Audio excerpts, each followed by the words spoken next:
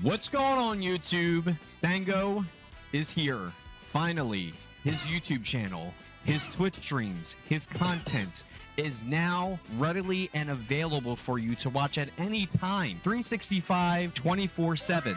This is going to be the first YouTube video and many to come afterwards. You can catch me weekly, Tuesday through Saturday, starting at 12 p.m. noon for my live streams. I will also be taking highlights from my stream, just like this one today, where we be going over anything, random things. All right, so the Stango Direct tier list. Oh, I have keys too. Content. Yeah, we can go for that. You ready? Yep. Now. Right. Now. Oh. It's so close. Arguing with each other, whatever you would like, whatever I would like. Thank you so much for watching, and I hope you enjoy the video. All right, chat, it's time to start it. Your Rivals of Aether 2 takes you don't want your neighbor to know. Editor, we're just gonna have like text flying across the screen, maybe explosions and machine guns. While I'm saying that, that would be great. That'd be awesome. We're going to go ahead and get this loaded up here. You guys submitted these takes to me off of a Google form that I've been posting since yesterday. I curated some of them. I got some that are pretty spicy, some that are kind of mild. Either way, it's getting torn apart or big agrees from the chat and me. We're going to find out today. The first one that we're going to do is going to be this bad boy right here. Lockstar is a better character than half of the cast. It's just whiners who have convinced the community he's bottom 3. Now, I don't know about you guys. Usually when it comes to the Lox players, they really come from a long lineage, a long just bloodline of just like terrible talents, unapologetically terrible gameplay. Some of the dumbest players I've ever seen pick up the sticks in any kind of platform fighter. However, I don't know if I necessarily agree that he is better than half of the cast. I think when it comes to Lockstar, he's very wishy-washy. You get the grab, you throw the axe, maybe even step on him, you know? Maybe you step on those balls hanging out those ball shorts. I think really what comes down to Lox, why people like complain about him either being too strong or too weak, is that he's too easy. And usually the people that like are big complainers and whiners play characters like Lockstar because he's so easy because they can't play anything else. And the other people complain that he's too easy because he's just too fucking annoying to play against. I don't have time for this. But in general, like, I don't necessarily flame this take. The Lockstar players, they cause such strife and turmoil in the community. Just be honest, your character's kind of dumb. No one really likes playing against him. You camp, you spam tilts. Just be honest with yourself. Maybe your character is not as good as like Forsberg or Rana or anything like that, but he's not dog shit. We need to stop with this rhetoric. This isn't correct. It's not good. It's not good. All right, we're going to go on to the next take here. SSDI encourages wiggling or mashing on the sticks and feels antithetical. Oh my god. Hell no, man. I guess that's anti-authentical, whatever, to Rivals' core design principle. In my opinion, we should just allow pure ASDI to do it all and adjust the moves accordingly if they seem too strong, since everyone can time their SSDI by mashing the stick anyways.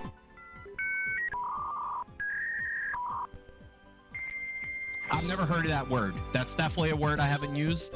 This guy's trying to show me up and I don't really like it. Now, anyway, moving on to this take, trying to say that wiggling, mashing, whatever is the polar opposite of Rivals design. I don't agree with that at all. This game is fucking mashy as shit. Maybe he's trying to say Rivals won. But as far as like SSDI, I think the biggest problem that the dummy is trying to say is that the wiggling and mashing is just like not fun because you can always get it by just like spamming. I think the biggest thing when it comes to doing the SSDI to like escape multi-hits, for example, Edelis's down air has just like a 3-hit dare. It's like 3 hits that you can all kind of like SSDI, SDI, whatever out of. If you're just kind of holding a direction, you won't really get out of it.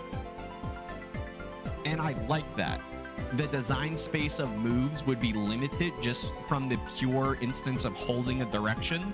You would have to make moves just have a super suck vacuum, galaxy black star collapsing warping hitbox where you just can't escape them, because some moves would just be too easy to escape and some moves would be just too incredibly hard to get out of. I think having to actually time inputs to get a further distance of Smash DI is so important to not capping the design potential for moves. This take is dog shit. This person just wants everything to just be a fucking hold direction.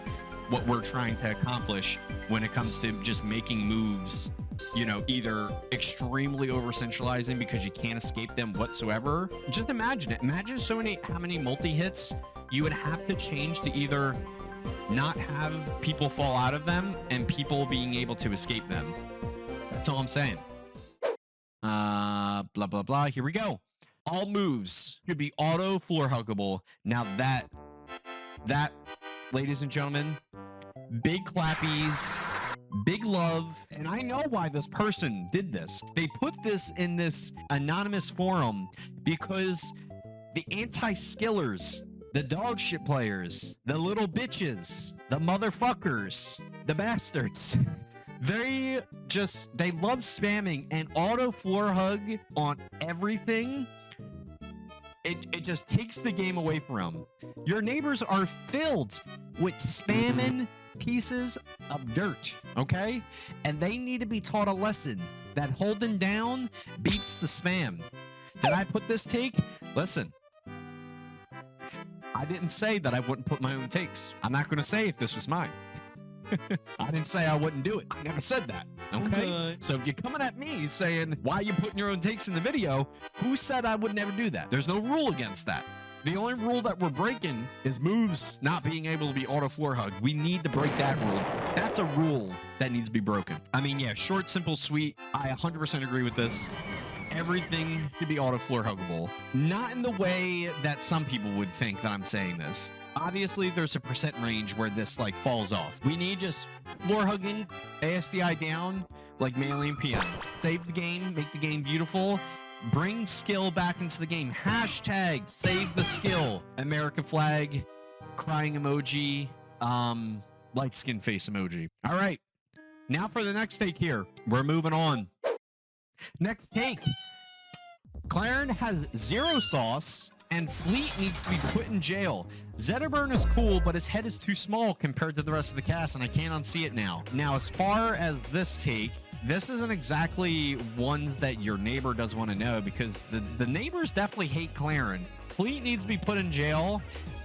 That could be a take that I could get behind. I think the Fleets, even though they have been nerfed out of their carrying, they lived a long time getting completely carried by just a broken, bugged up throw, a super broken back air, drift in the air that was just too strong. The Fleets, they had their day, but it's possible that they should have been put in jail. But that's a good question.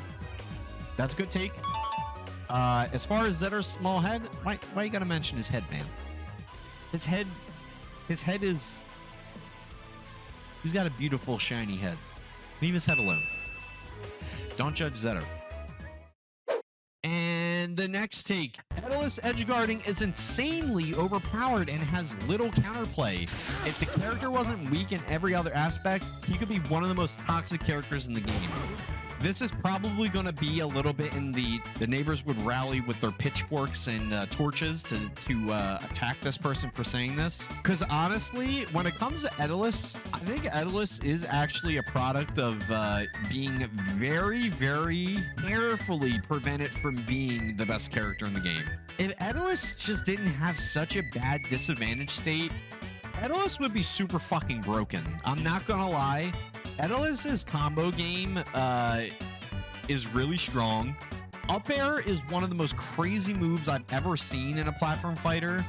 Like, there's so many different things that like absolutely break the mold for Aether's. Like, the character just gets a little too crazy off the tiniest adjustments.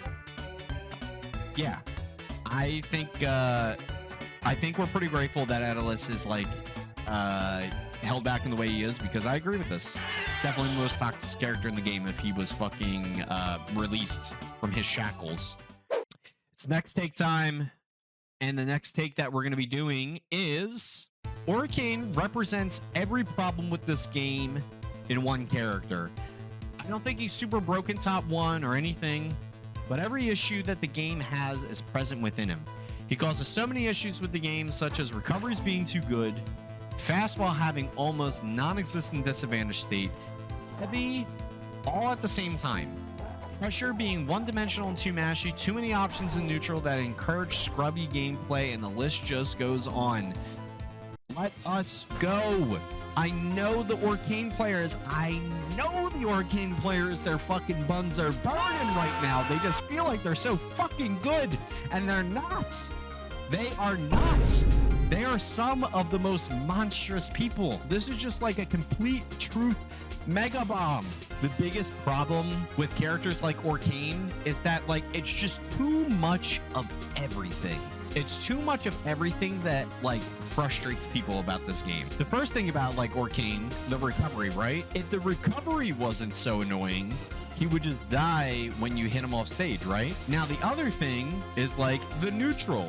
If the neutral, where he just doesn't spam at you, right? You could just deal with him in neutral. Camp him out, approach him, overwhelm him, everything like that. But the problem with Hurricane, annoying ass recovery, have you seen the Orca hop? Why does he go that high? He just flies to the fucking moon. Have you seen his jab and down tilt? Jab, down tilt, up tilt, F tilt.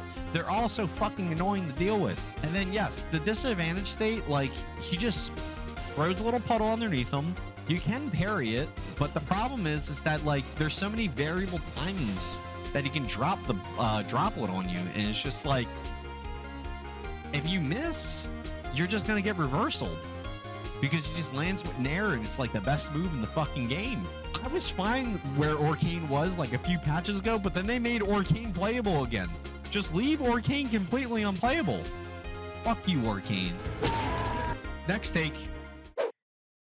Claren is painfully weak right now. She does less damage than everyone else unless she hits a tipper. Even if you do, she's only middle of the pack. Her kill confirms only work in very specific percent windows, and she suffers from the worst arthritis in the cast. Players constantly complain about her throw follow-ups, but they aren't very strong or guaranteed. F-throw and back throw mix-up isn't real since F-throw has a different angle and lower knockback. Zetter or locks. Claren is a victim of a low-tier players whining because they don't like getting frozen by tippers. As you can see, my chat are losing their fucking minds. I believe Claren is not broken. I believe Claren is, like, probably mid-tier in the game, okay? She's a very sliding scale in terms of frustration as a character, okay? Claren's biggest issue, long ago, is that her throw confirms on everybody were way too guaranteed. It is legitimately true that the throw follow-ups are not as devastating as they used to be. So forward and back throw, there is consistent just DI that you can use of DI down and away that gets you out of all the follow-up. Up throw, however, is like the throw that has the most consistency of her whole combo game. Up throw nair, up throw forward air, up throw bear, up throw up air. She does have a lot of strong, consistent follow-ups off of up throw. It's like the biggest thing that you need to know for Claren sour spots, you need to DI way and down. For Claren's sweet spots, like up air, you need to just DI up. Now, obviously, if you're at kill percent, you kind of have to go left and right. But DIing up and like SDIing up, you'll just go so high where she can't follow up off of on you. I would give this take like a 4 out of 10 in terms of agreeableness. While I agree with a lot of the things with like the throw mix-ups and like the not really strong or guaranteed follow-ups off of all of her throws, saying like her up throw is bad or that she's painfully weak is super disingenuous. I think a lot of people do get hyper fixated on the fucking freezing of the tippers and shit like that. I think most people just suck. It's like if I asked ChatGPT to generate somebody to play the game for me, they would just they would just die. They die over and over again. They just lose. They just hold in and just lose. And that is the video. your Rivals of Aether 2 takes that you don't want your neighbor to know. Not too much spice today, I'm not going to lie. A lot of them were pretty agreeable. Some of them were completely out of their mind. However, that is the platform that I give to you all. You can say your takes. No one will know who you are. You won't have to live with the shame that maybe we hate you. And that's okay. Tune in next time for the next YouTube video, the next stream highlight, and make sure that you follow the Twitch channel, twitch.tv/StangoSSBM. And additionally, make sure you subscribe to the YouTube, hit the bell, like, get those notifications, and I will see you next time. Peace.